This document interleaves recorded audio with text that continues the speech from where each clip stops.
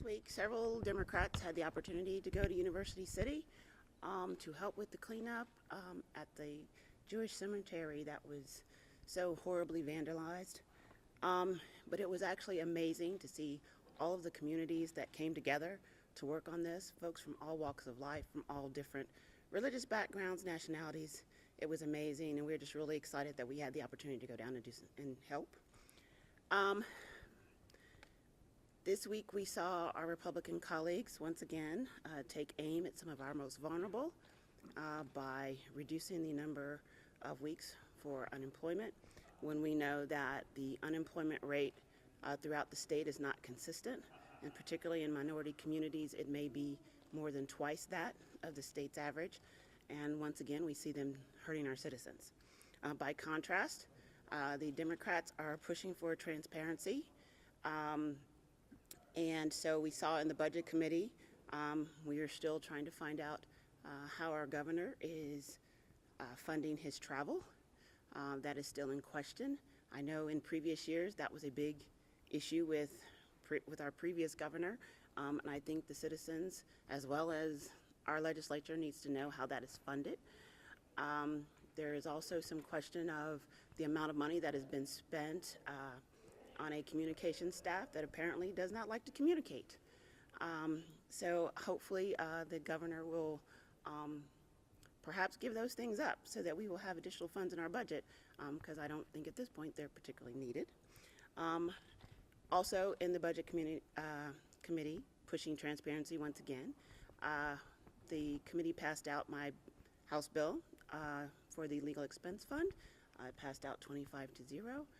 Which would require the Attorney General to report to the legislature at least on a monthly basis what's coming out of that fund. So that's kind of where we are for the week. Speaking of budget, the governor just announced that he is revising his budget recommendation. Mm-hmm. Do you have any thoughts on what he's chosen to revise, as well as what it means that he revises it? Well, quite frankly, you know, the governor has the opportunity to amend his budget as much as he wants, but with all due respect, it's the legislature's responsibility to write that budget.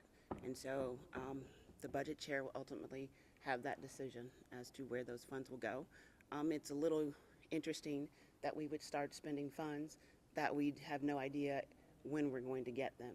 And I don't think that is probably a good way to start writing a budget. Do you welcome the choices that he made in terms of which things that he was choosing to spend on, like in-home health care and school transportation funding? I think it's a start. You know, we are very concerned about the transportation piece and how it affects our classrooms. However, there's still about $20 million that has been cut. And so we will just have to see where that goes from there.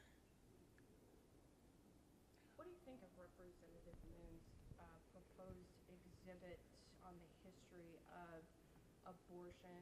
Do you think it would open the door for anti-this and pro-that sort of propaganda in the Capitol?